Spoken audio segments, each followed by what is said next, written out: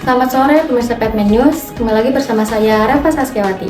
Memasuki hari ke-8 bulan Ramadan, sejumlah harga bahan pokok di Kota Sukabumi terpantau masih berada di angka yang cukup tinggi, terutama pada komoditas daging sapi hingga cabai. Bagaimana kondisi terkini di lapangan? Kita langsung terhubung dengan reporter Mela Aulia Salsabila di Pasar Pelita. Silakan kepada Mela. Halo pemirsa Vokasi TV. Pada saat ini, memasuki hari ke-8 Ramadan, tepatnya pada tanggal 24 Februari 2026, saat ini kami sedang berada di Pasar Pelita, Kota Sukabumi. Kami akan melakukan penelusuran langsung terkait kenaikan harga bahan pokok yang terjadi di awal Ramadan. Kami ingin mengetahui apakah pada saat ini harga sudah menjadi stabil atau masih terkesan tinggi. Untuk mengetahui kondisi di lapangan secara langsung, kami akan berbincang dengan beberapa pedagang di Pasar Pelita mengenai perkembangan harga bahan pokok selama Ramadan. Halo pemirsa Vokasi TV, saat ini kami sudah berada di dalam Pasar Pelita, Kota Sukabumi. Kami akan menanyakan ke beberapa pedagang terkait kenaikan harga bahan pokok yang terjadi di awal Ramadan. Apakah sekarang sudah stabil atau masih terkesan tinggi? Jadi di awal Ramadan itu cabai rawit merah mengalami kenaikan dari harga 90.000 jadi 95, itu benar? Benar, malahan lebih. Oh lebih, jadi ya, pas awalan puasa. Jadi di angka berapa? Kemarin teh 130, sekarang mah udah turun lagi. Cabai rawit merah 130.000 per Ya. kilogram. Oh, Sekarang mah turun. kalau sekarang udah Turun. berapa? Sampai sekarang mah 90-an. Oh, udah di 90 berarti udah stabil lagi Stabil ya? lagi. Udah mulai normal. Tidak hanya cabai, bahan pokok lainnya seperti daging sapi juga mengalami perubahan harga selama Ramadan. Untuk mengetahui kondisi terkini, kami akan berbincang dengan salah satu pedagang daging di Pasar Pelita. Untuk di awal Ramadan itu harga daging sapi kan dari 140.000 per kilogram jadi 145 ya Pak? Apakah benar? Di awal? 14.000. Di awal? Kalau untuk sekarang ada di harga berapa Pak? 13.5. 14-13.5. Oh berarti udah 100. Udah turun. Karena ada perubahan harga gini, Ibu ngerasa terdampak nggak? Kayak jadinya lebih ngatur keuangan atau bagaimana mungkin? Ya iyalah pastilah. Oh, iya. Karena terdampak ya dari harga itu. Terus harapan Ibu untuk harga bahan pokok di pasaran sampai nanti mungkin Lebaran bagaimana? Ya mungkin lebih turun lagi ya. Harga pokok. Harga pokok lebih turun lagi ya. Ini pada naik soalnya apalagi sayuran tuh pada naik. Baik pemirsa Vokasi TV, berdasarkan pengamatan kami secara langsung di Pasar Pelita Kota Sukabumi, harga bahan pokok di hari ke-8 Ramadan ini, atau tepatnya di tanggal 24 Februari 2026 sudah berangsur turun atau sudah kembali ke harga stabil. Lalu bagaimana tanggapan dari Diskumindag terkait penurunan harga ini? Kita pertama menjelang Ramadan kan harga pasti naik ya. Nah, kita mengadakan pasar murah berkolaborasi dengan Dinas Pertanian. Pasar murah dan bazar. Nah, dari Dinas Pertanian bahan-bahan hortikultura ya seperti kentang, cabai, telur apa semua kan itu ada sedikit pengganti ongkos transportnya. Jadi Pihak Dinas Koperasi, UMKM, Perdagangan dan Perindustrian Kota Sukabumi menyatakan bahwa terus melakukan pemantauan harga dan memastikan bahwa pasokan bahan pokok terjaga dan terus stabil selama Ramadan.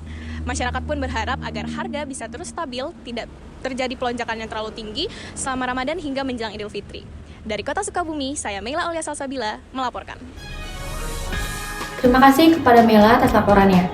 Selain fokus pada stabilitas harga pangan, pemerintah Kota Sukabumi juga terus mendorong pertumbuhan ekonomi kreatif. Salah satunya melalui peresmian Gedung Dekranasda di Jalan Kenari yang diproyeksikan menjadi pusat pengembangan bagi ratusan UMKM lokal agar mampu bersaing di tingkat nasional. Mela kembali merangkum informasinya untuk Anda. Baik, terima kasih Reva. Selamat siang pemirsa, saat ini saya sudah berada di depan Gedung Dewan Kerajinan Nasional Daerah Kota Sukabumi. Meskipun seremoni peresmian telah usai, namun aktivitas dalam gedung ini justru semakin meningkat. Tempat ini kini menjadi jantung baru bagi komunitas kreatif dan para pengrajin lokal untuk memasarkan produknya secara profesional. Mari kita lihat bagaimana isi fasilitas di dalamnya. Memasuki area galeri, pemirsa akan disuguhi berbagai produk kreatif asli Sukabumi, mulai dari kerajinan tangan, busana, hingga permainan tradisional. Kehadiran gedung ini merupakan langkah strategis pemerintah daerah dalam memperkuat identitas kota melalui fasilitas pembinaan dan pemasaran yang terpadu.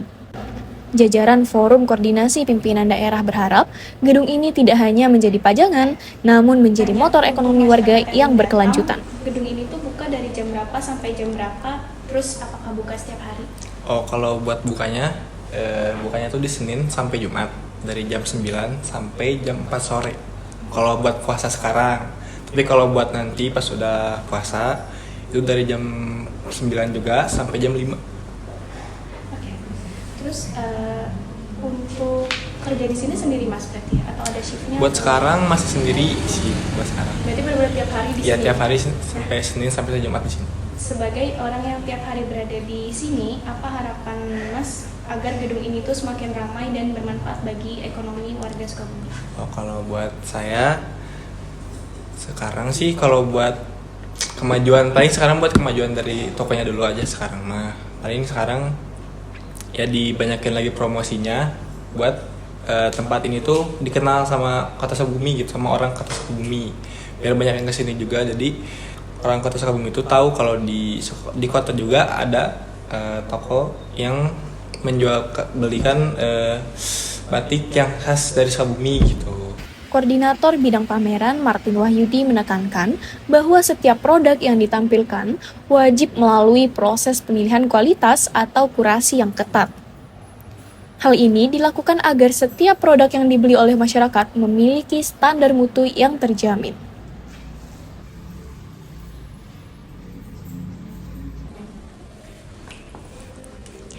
Bagi Anda warga Kota Sukabumi yang ingin melihat-lihat atau membeli produk hasil dari kerajinan UMKM lokal di Kota Sukabumi, dapat datang ke Gedung Dekranasda yang telah dibuka untuk umum dari hari Senin sampai hari Jumat.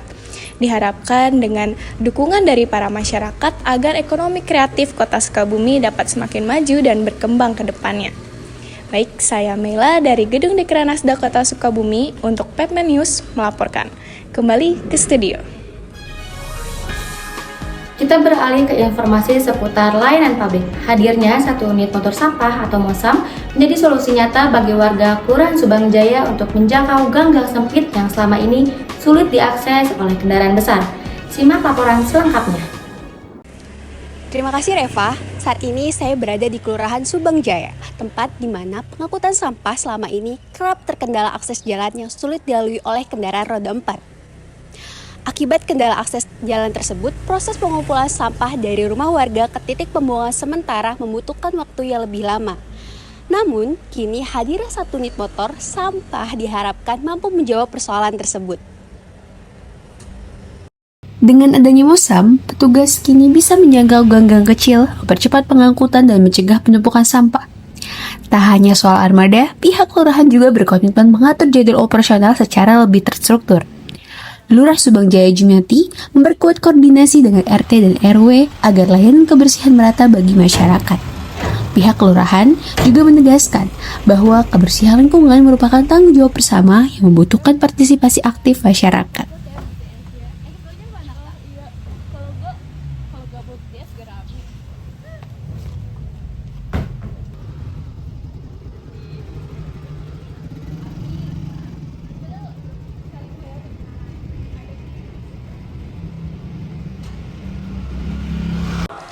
Kita sudah sampaikan ke RT RW terkait dengan pengangkutan sampah ini jadwalnya. Jadi kita udah fokuskan di satu titik, udah dikemas secara rapi. Nanti pihak pengelola MOSAM akan mengambilnya. Jadi juga tidak tergantung dengan volume sampah yang ada. Kalau misalkan volume sampahnya sedikit, bisa bagikan satu putaran udah selesai. Kita ada beberapa opsi yang akan kita coba kembangkan ke depannya. Satu, mungkin tadi pengolahan sampah akan dikelola oleh KRW-an. Kita mengoptimalkan di RW supaya RW nanti akan mengelola sampah, baik itu sampah limbah rumah tangga, sampah yang nilai anorganiknya. Kini, warga diajak untuk disiplin membuang sampah sesuai jadwal demi mewujudkan lingkungan Subang Jaya yang bersih dan sehat secara berkelanjutan. Saya, Juwita Dwi Febrianti, melaporkan untuk Pepman News. Kembali ke studio, Reva Sasyawati.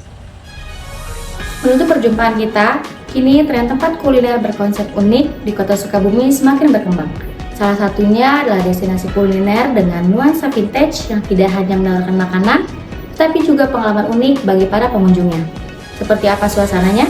Berikut laporan Mela Aulia Salsabila sekaligus mengakhiri kebersamaan kita dalam Pepman News sore ini. Saya Reva Sasyawati, beserta seluruh kru yang bertugas pamit undur diri. Terima kasih atas perhatian Anda dan sampai jumpa. Di salah satu sudut kota Sukabumi, restoran bernama Restu Ibu ini menawarkan pengalaman yang unik dengan restoran berkonsep klasik vintage, menjadikannya salah satu restoran yang wajib dikunjungi oleh para wisatawan yang sedang berwisata ke kota Sukabumi. Lalu, bagaimanakah isi di dalamnya dan apa saja yang mereka jual? Restu Ibu dengan banyaknya dekorasi vintage yang unik dan juga penataan ruang yang estetik dimanfaatkan oleh para pengunjung selain untuk makan, juga untuk tempat berfoto bersama teman.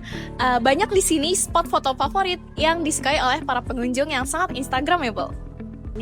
Jadi kita ini awalnya bukanya Desember 2017. Suami aku sama aku udah resign nih dari hotel. Kita dulu kerja di Hotel Anugrah.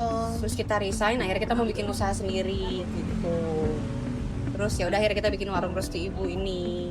Sebenarnya enggak, cuman kita memang ada basic di hotel. Cuman padahal bidangnya bukan di kuliner. Aku di barista waktu itu, suami aku bagian IT sama desain. Jadi nggak ada basic masak sebenarnya. Cuman suami aku bisa masak. Makanya menunya awalnya yang bikin dia semua. Dari sini dari awal di tempatnya di sini karena ini sebenarnya rumah mertua aku sama yang sebelah. Cuman yang ini nggak kepake, jadi sayang daripada nggak kepake kita bikin usaha aja.